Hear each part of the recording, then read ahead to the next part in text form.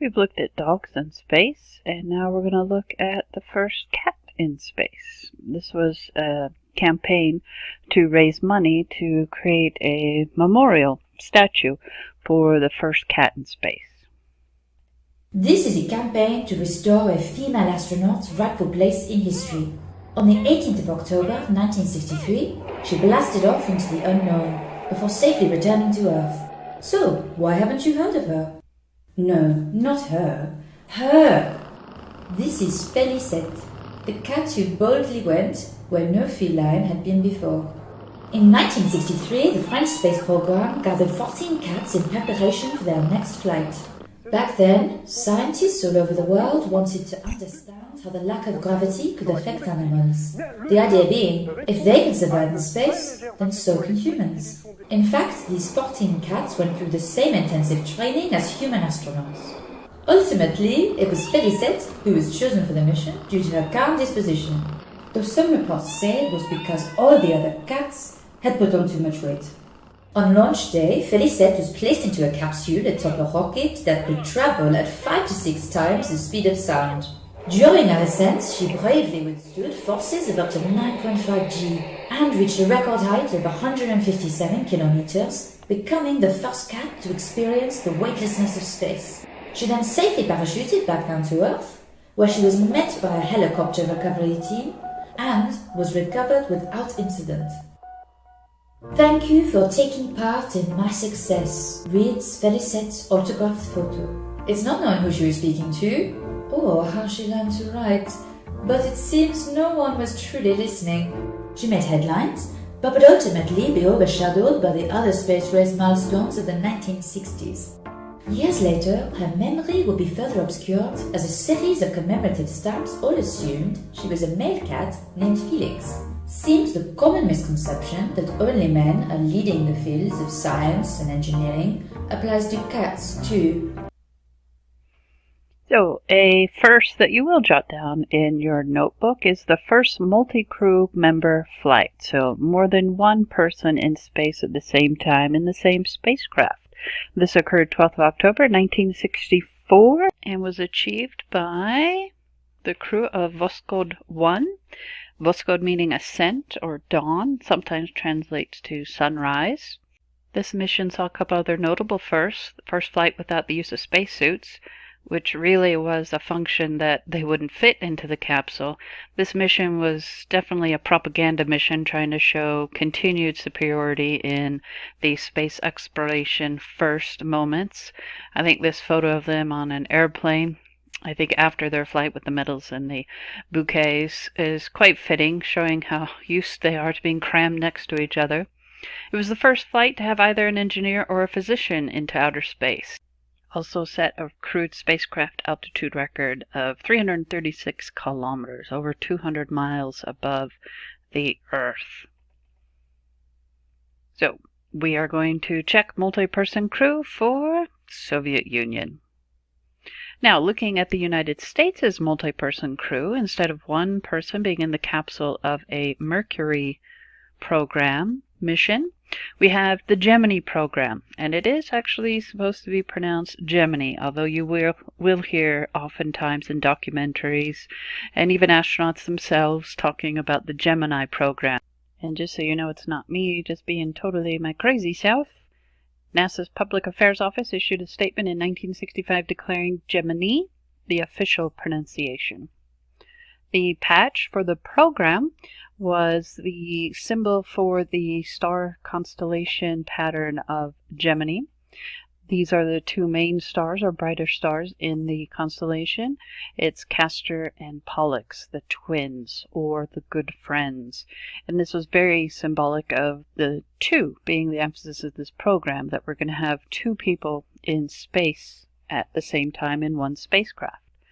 So the second, of course, that plays into the program name as well.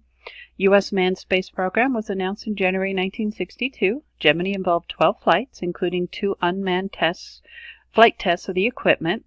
Its major objectives were clear-cut: to subject man and equipment to spaceflight up to 2 weeks in duration. So that's another tie-in to the two. to rendezvous and dock with orbiting vehicles, and to maneuver the docked combination by using the target vehicle's propulsion system. So we're going to have two vehicles in space at the same time. And to perfect methods of entering the atmosphere and landing at a pre-selected point on land. Cancelled in 64 though. So we continue to have our landings in the ocean. With the program, of course, with two people, you're going to have a new capsule. So one person here, another space crew member here. Here's a Gemini capsule on display in Chicago at the Adler Planetarium. And a look at how they would be seated. Now there was an opening here, there wasn't a divide. At the Kennedy Space Center in Florida, you can clamber into one and see just how tight quarters you have. And this is the first time that a spacecraft for NASA has an onboard computer. And of course we have more mass to take into space. We're going to have two spacecraft. We have another human, so we need a larger rocket. And the new rocket that will be the giant of the Gemini program is the Titan rocket. T-I-T-A-N, the Titan rocket. And maybe that's who Commander Titan is named after over here in Space Chimps. All right, this concept of rendezvousing with a target vehicle. The target vehicle was the Agena, or ATV, often reduced to. And we are going to have to take two spacecrafts to get us to the moon. We'll show you a little bit later in the presentation why this was found to be necessary. But we needed to be able to dock, to connect with this target vehicle in space. Now, the target vehicle was unmanned. So, the Mercury 7. We need more members of our astronaut corps, and so we have what were dubbed the next 9. So astronaut group class 2. And one of the things you'll start to see here is a tradition in NASA of funny crew photos, and particularly funny backup crew photos. So here's the next 9 hamming it up. So this is our current astronaut corps at the time. You may recognize in the front row, those are our Mercury 7 astronauts. So let's look at the first manned mission of the Gemini program. You'll see here that the patch is showing GT3. 3 because it's the third Gemini Titan launch.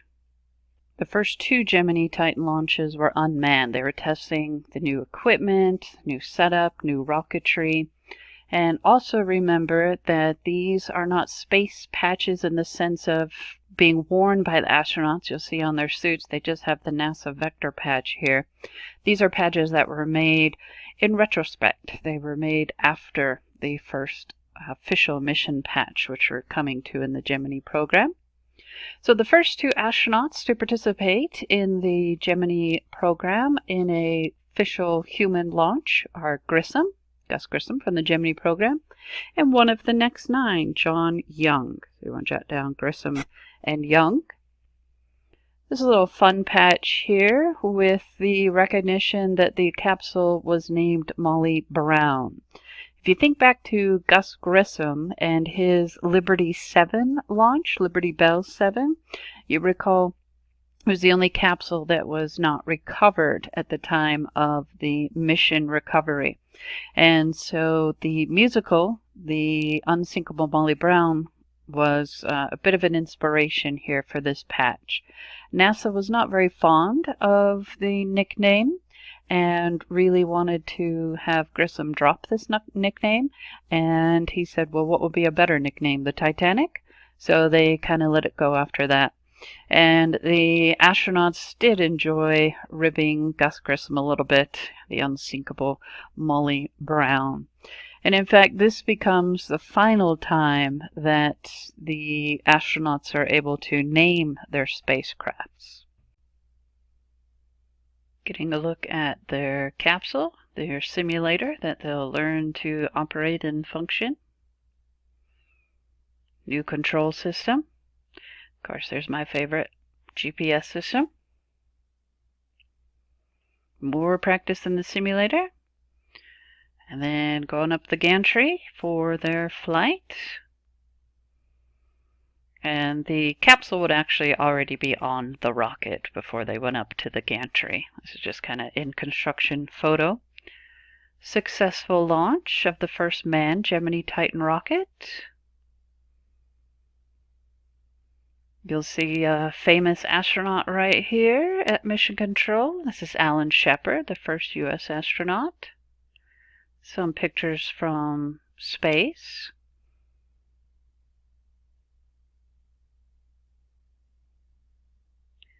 And astronaut John Young becomes the first person to eat a corned beef sandwich in space. Here's a little bit of the transcript. This is Grissom. What is it? Corned beef sandwich. Where'd that come from? I brought it with me. Let's see how it tastes. Smells, doesn't it? Yes, it's breaking up. I'm going to stick it in my pocket. Is it? It was a thought anyways. Yep, not a very good one. Pretty good though, if it would just hold together. Holding together of the utmost importance, as crumbs and such could have floated and gotten into electrical components, which could have been quite catastrophic. Became quite the prank of the corned beef sandwich, and you've got to honor these great moments in space exploration history, and we have a corned beef sandwich in present for protection for all time's sake to enjoy this great moment where John Young pulls out a corned beef sandwich and asks Gus Grissom if he wants a bite. Years later, Deke Slayton shares that he was aware. He had a conversation with Young about the corned beef sandwich, so he knew it was in his pocket. Safe recovery of Young and Grissom. They are collected by the crew of the USS Intrepid. Brought on board. Making phone calls. Typically the president liked to call and wish the congratulations to the astronauts. Lots of press conferences, media upon return. The next mission for the Gemini program, astronauts McDivitt and White. And the first EVA for NASA. EVA, looking in your AlphaMix appendix, is an extravehicular activity. So going outside of the spacecraft, typically called a spacewalk. Not necessarily meaning that you are walking on a hard surface, you're free floating, you actually become your own satellite. Ed White is the astronaut here on the left who becomes the first to spacewalk. So the Gemini spacesuit had to be quite a bit different from the Mercury spacecraft in that this would become its own spacecraft, in that you would be walking, leaving the vehicle.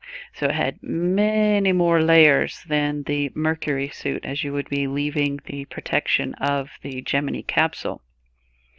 So Ed White is the gentleman who did the first spacewalk as a NASA astronaut. So you want to add that to your notes, that White did the first NASA EVA. There he is, leaving the confines of the spacecraft. Now he is tethered, attached to the vehicle by this mechanism of ropes, if you will. There's several different types of like paracord type of things all bound together in one large tether. So you had failsafe upon failsafe. And a great look at Ed White with the Earth as a backdrop. The device that he has in his hand right here is known as the handheld maneuvering unit, or the astronauts referred to it as the zip gun. It was kind of like a CO2 cartridge. It would expel gas, so you would move in the opposite direction. And then there was also a camera attached for the astronaut to take photographs. So you can get another look at the HHMU, or the zip gun here, from another angle. What an amazing thing to be your own satellite of planet Earth, traveling 17,500 miles per hour. Just amazing.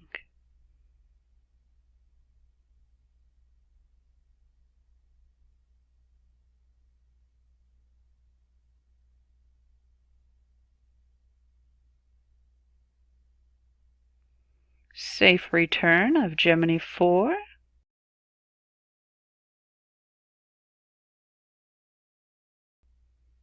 We have Ed White and McDivitt here, doing the perfunctory phone call to the president, getting the honors and the accolades. And the Gemini capsule on display in the Air and Space Museum. Not a great shot by me, so here's a professional shot of the same capsule. It was in a different location in this Air and Space Museum now. So first spacewalk. First spacewalk. Little mock-up here. A red stripe. Let's get a different angle. CCP. Oh, the Soviets actually take credit for the first spacewalk. Ed White was the first spacewalker for the United States. The Soviets had beat us to the first person to spacewalk. So in your notes here on this page, jot down Leonov. It's Alexei Leonov at Leonov. And he became the first human to spacewalk. Which sometimes I like to think about, maybe he's the first human in space, potentially. But definitely the first human to spacewalk. It was an extraordinary sensation. I had never felt quite like it before. I was free above the planet Earth, and I saw it. So it was rotating majestically below me.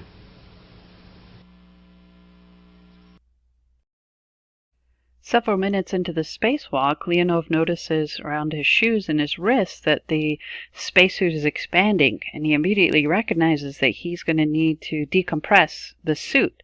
And he chose to do so without calling down to the Soviet Mission Control and asking permission to do this. He later describes the story how this is the first and only time he ever disobeyed a command.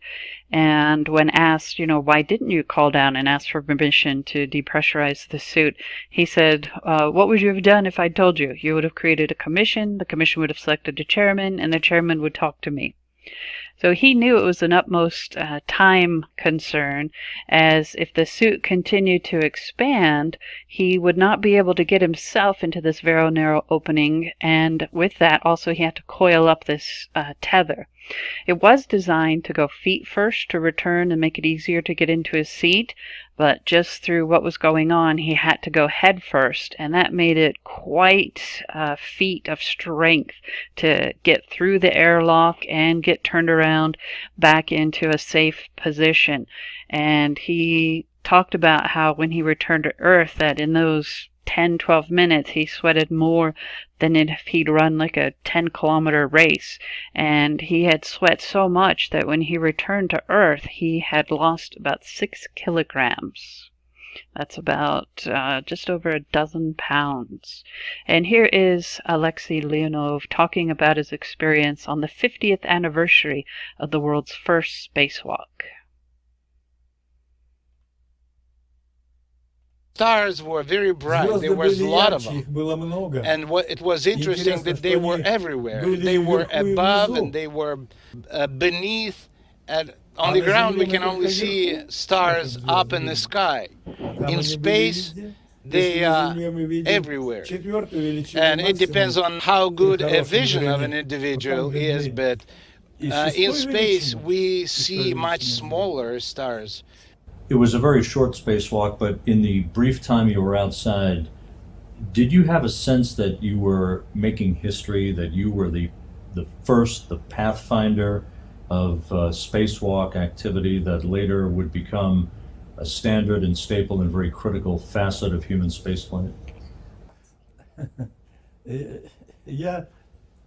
I thought about that prior to the flight, but during the flight, the only thing I could think of was to concentrate and to perform everything that I was supposed to. I was thinking about the spacesuit, I was thinking about the necessity to stay focused, but Not only was I thinking about the immediate step I was supposed to make, but also on the next step. But I never thought that I'm doing anything that is heroic. Otherwise, it would end it probably badly.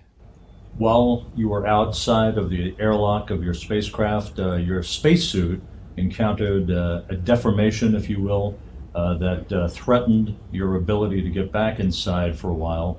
How did you overcome this problem? What was the problem, and how did you overcome it to successfully end the spacewalk? Prior to the flight, I was doing a lot of training in the vacuum chamber, imitating the altitude of 60 kilometers, which is a deadly area for an average human being. And I was lying in the chair trying to overcome and work out the belief in what I was wearing as a means of protection.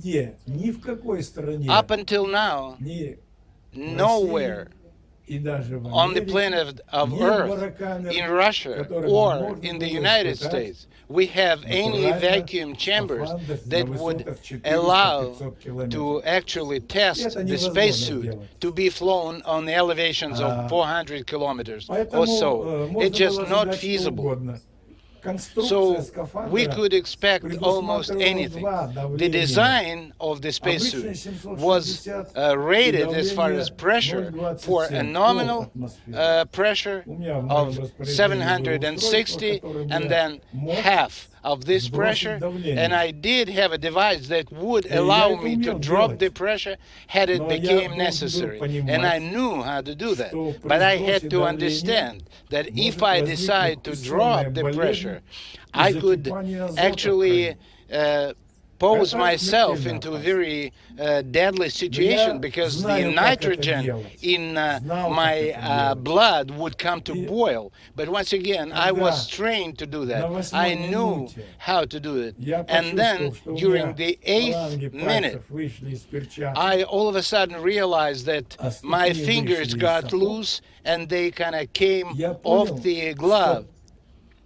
And inside the glove, I've immediately realized that I have got to do something, because I cannot go on with this spacesuit, and particularly I will not be able to return to the vehicle, because I had a tether which was 5.5 meters long.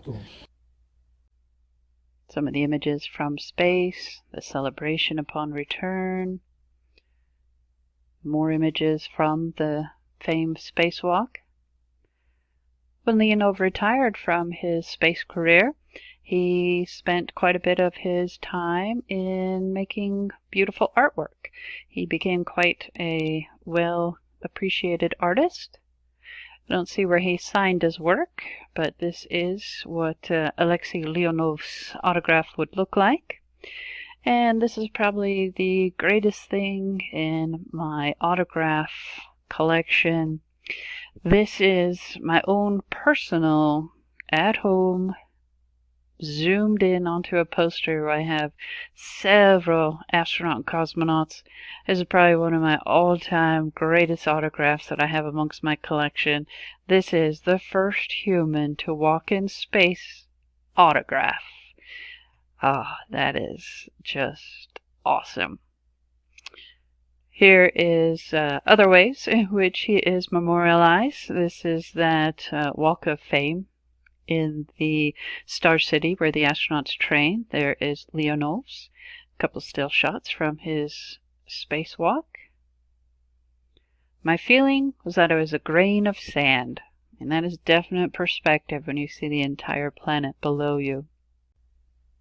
The first orbital maneuver by a crewed spacecraft occurred 23rd of March 65, which was several days after Alexei Leonov's first spacewalk. The crew that made this first orbital maneuver, which is absolutely essential if you're going to then go on to efforts like the moon, you have to be able to change the orbital position of your spacecraft. And this was a major achievement, and it was actually an achievement of the Gemini 3 crew with John Young and Gus Grissom. I didn't point it out there just because I wanted to bring into attention Ed White and Leonov together as the first spacewalkers for NASA and for the Soviet space program. So this is correct in terms of the chronological timing of events. I just presented it to you in reverse. You saw a little bit of Leonov's spacewalk. We want to spend a couple of minutes here and share with you some of the wonderful video footage of Ed White's spacewalk. Ed White popped the hatch and stepped out 178 miles above Hawaii. Don't worry, that's not the tether.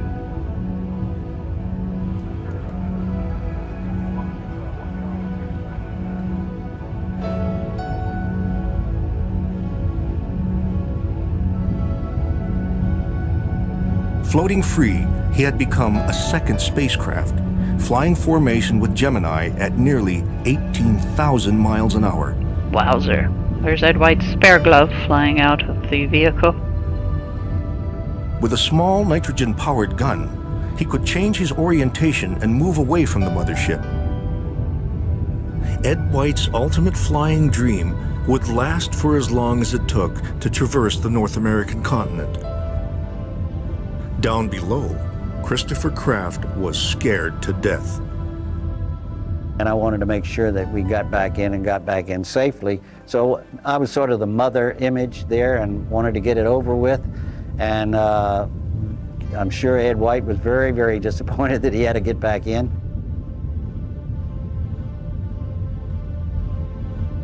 "20 minutes into his spacewalk, his view unburdened by Gemini's 4-inch windows, Ed White didn't respond at first to Kraft's orders to get back in.